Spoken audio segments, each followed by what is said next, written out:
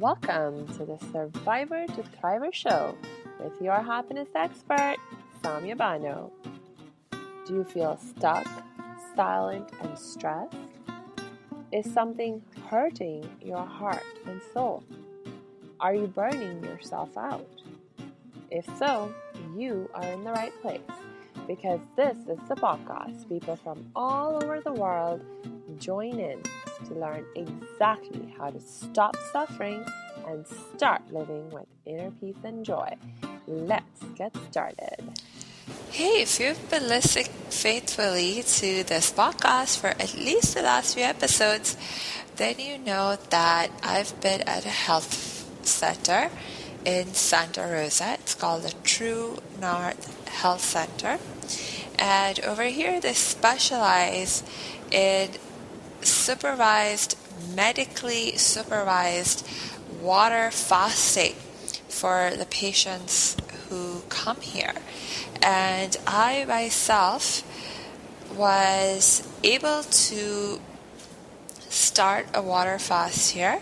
And actually, I just today finished my water fast. So today, for the very first time, I had some watermelon juice, which is the only food that I've had besides water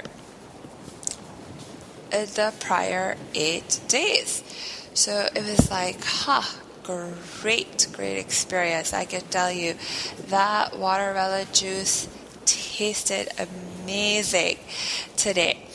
And over the next few days, I will continue to remain here at True North because it is really, really important that when you start eating again after a long fast, that you introduce, or we should say that you reintroduce yourself to food in a very slow and systematic way. So we start the eating process again with juice, and then we move on to raw and steamed veggies, and then we can introduce in some fruit and other kinds of food. We'll go into the details of the process, but it is extremely critical to go through this process so that your body does not receive a big shock. When your digestive system has been resting for so many days, if you just start to gobble up a lot of food, you can really make yourself sick from that. So anyway, it's a few more days here. I'm excited to get back home and continue with the good diet that I've been prescribed by my doctors here. As you know, before I came here, I had been struggling a little bit with maintaining my good diet. I found myself going off track a little too often, and just choosing not to follow my diet, choosing to give in to the temptations that I was starting to experience around food that was not healthy for me a little too often.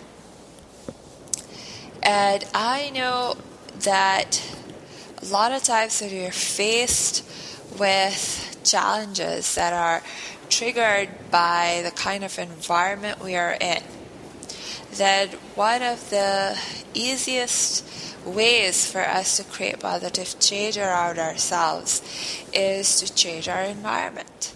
Of course, now in this case, where what I have to change is my dietary habits, I can't change everyone else around me. I cannot force other people to observe my diet or honor the kind of diet that I have to follow for my health.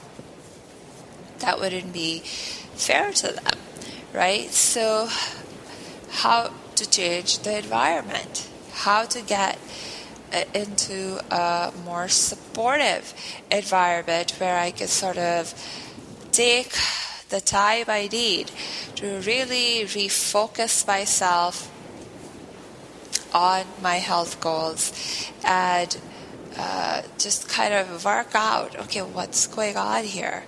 What kind of sort of triggered this whole process of all the temptations and this giving in to the bad diet, because I'd been doing really, really well for a good 3 years. And it's, I had occasions even during those good 3 years where I might find myself choosing to make a special occasion exception and so on and so forth.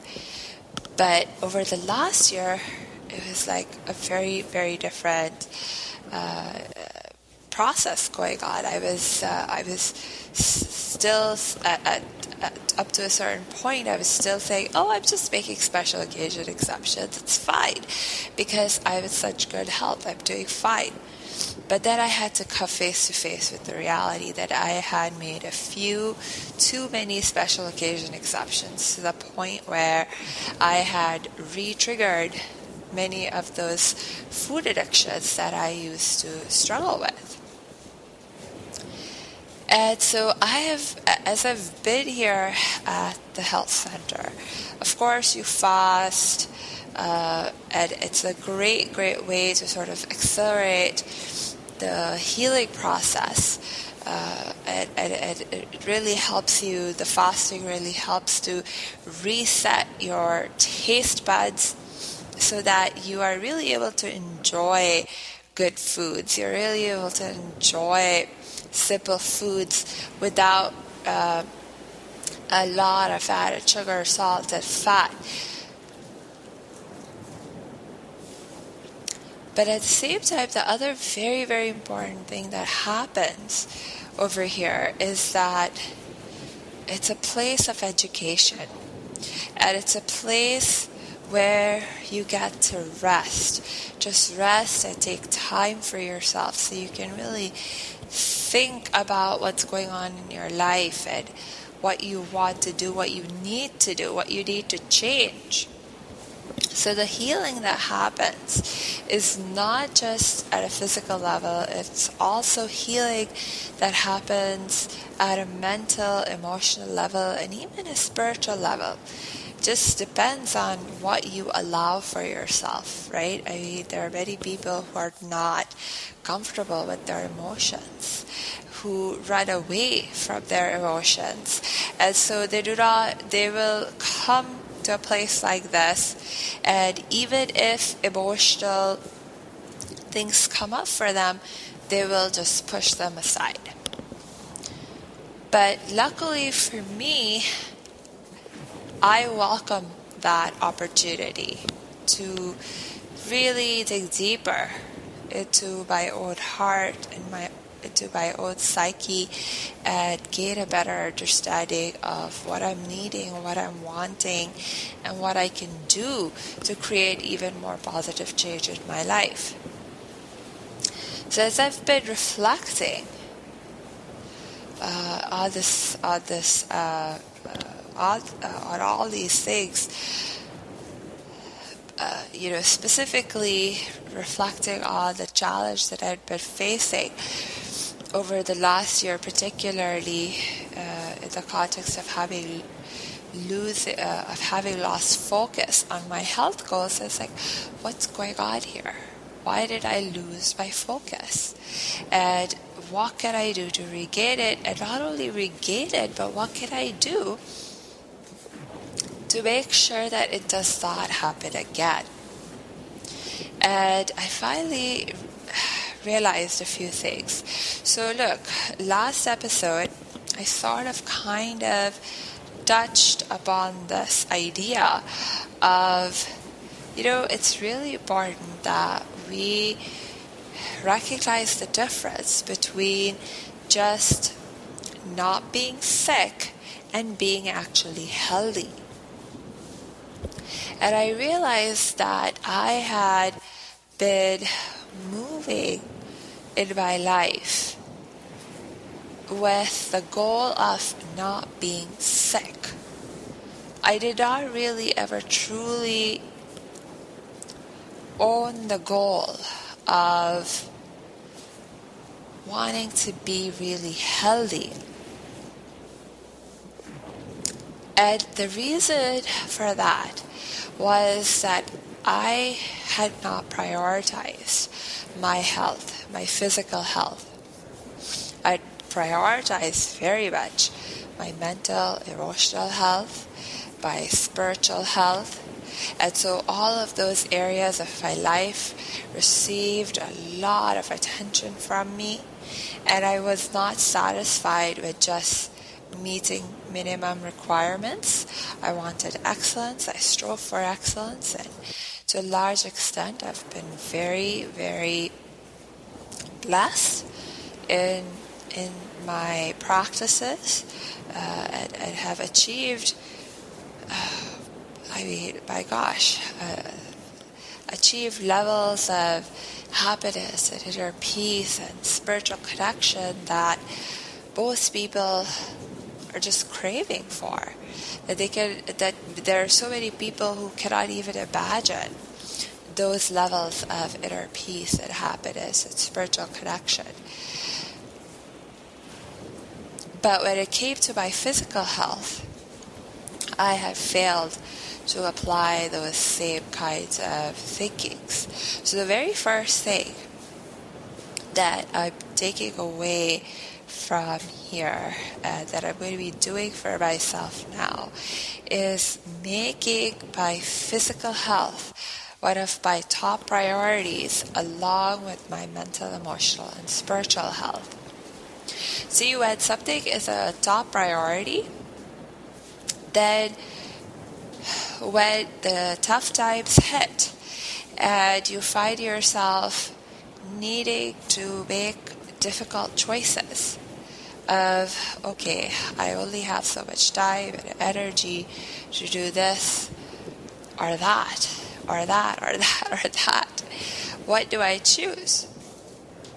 The things that are lower on our priority are the things that we will push aside. And for me, for a long time, my physical health was a very low priority.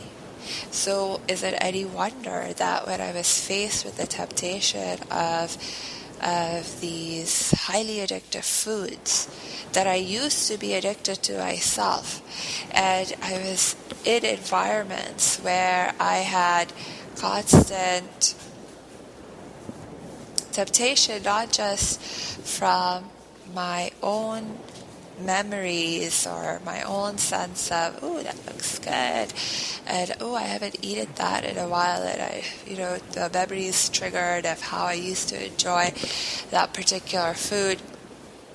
But everyone, the vast majority of people around me, kind of egging me on and be like, hey, why don't you give this a try? Just try a little bit won't help. And look, I made this myself. Won't you give it a try? Like that kind of thing. So it's like if I were to say no in those kinds of circumstances, the only way it can happen is if I am stronger in my commitment to my health and to observing my diet than those other people are in their insistence for me to join them in eating what they're eating. And because my health was such a low priority, I chose to give it. So this is something that's going to change for me. It's already, I've already made this decision, this commitment to myself, that this is something that I am going to change.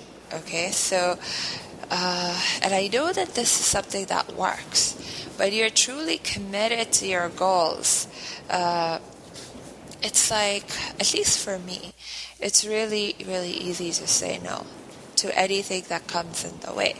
I mean, I did it for years.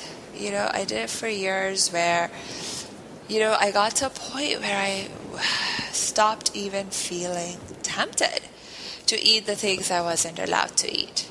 It was only when I started to make special occasion exceptions, because I got careless, because I was feeling so good, that pathway opened up where my old addictions got triggered, right?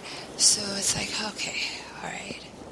So that's another thing that I'm going to be changing for myself moving ahead. It's like no more special occasion exceptions. Now this does not mean that I might not still slip up once in a while. They actually say that relapse is a very natural component of the recovery process. So I'm dealing with food addictions, right? And actually there are not a lot of people, not a lot of doctors who believe in the idea of food addictions.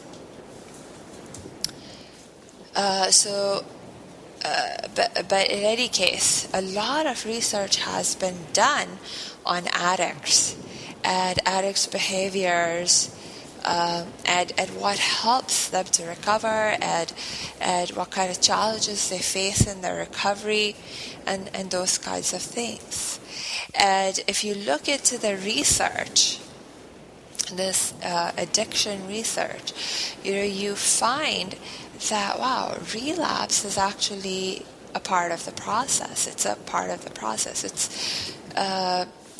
It's not for sure 100% guaranteed that every addict will have a relapse in the process of their recovery, but the likelihood of it happening is extremely high, because we are, after all, human. We are human. We can't always be perfect. So here's one of the lessons that we learn from this research also, is that it's not your ability to recover from the addiction. It is not so much impacted by whether you had a relapse or not. It's more impacted by what you do in the aftermath of having had a relapse, if you have a relapse. Right? So it's like, okay, if you have a relapse and you just give up on yourself, you start the whole cycle of blaming and judging and shaming yourself, and you think to yourself, oh, I'm worthless, I'm hopeless, I cannot do this, I'm just too weak for this. And sometimes you have this tendency, it's like you have a fall, and then it's like you, in your state of hopelessness or shame and guilt and all those kinds of, when you're in the grips of all these negative emotions, you just keep, you get stuck in a negative spiral and just keep going down, further down. And then it becomes really, really hard to recover. On the other hand, if you have a relapse and, you say, okay, fine. Look, I had this fall, but you know what? I need to get up and move on and learn what I can from this fall, from this mistake. Because maybe there's something I can learn from it in terms of preventing it in the future, taking preventive measures for the future, right? And so for the people who have this kind of attitude of, okay, I had this fall, but it's okay, it's part of the process, I choose to forgive myself, I'm going to move on from this. You try to learn what you can, and you focus on moving on, right? With that kind of attitude, it's like, whoa. It's been shown again and again and again and again that the relapse that you had will not stop you from continuing your progress on the path to recovery.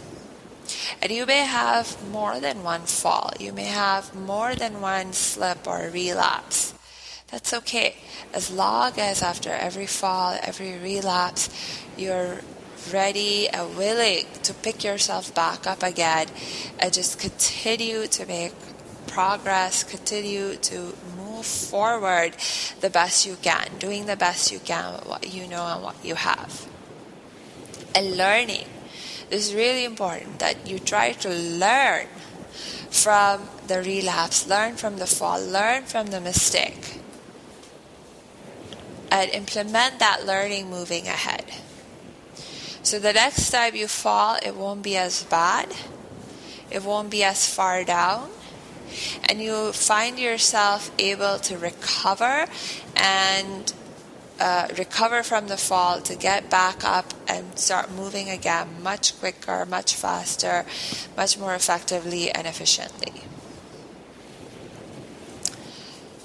So that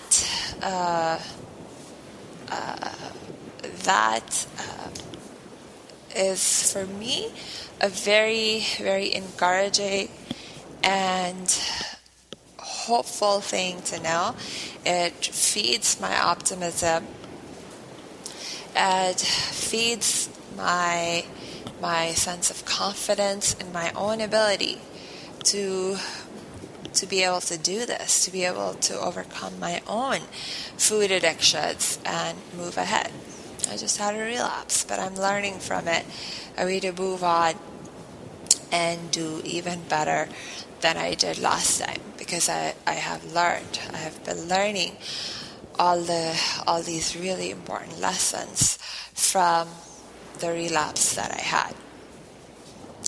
So think about this for yourself. It's like, if there's some kind of change that you have been trying to create in your life, and you found yourself struggling a little bit with creating that change, finding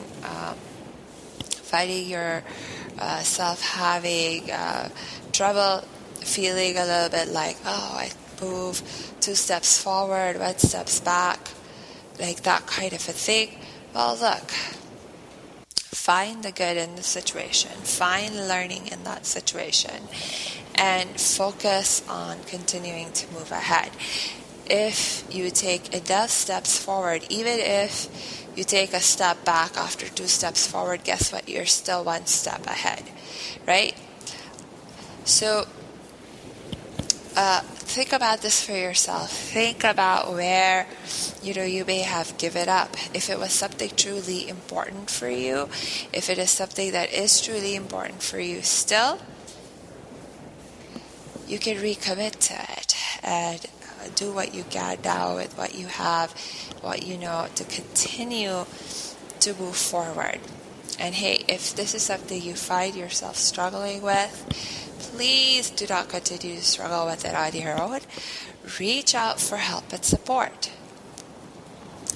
And you know that I'm one person that you can reach out to.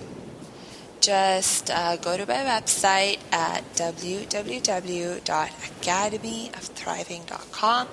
Click on the Contact Us page, and you will see how you can connect with me. So until next time, I wish you lots of peace and joy.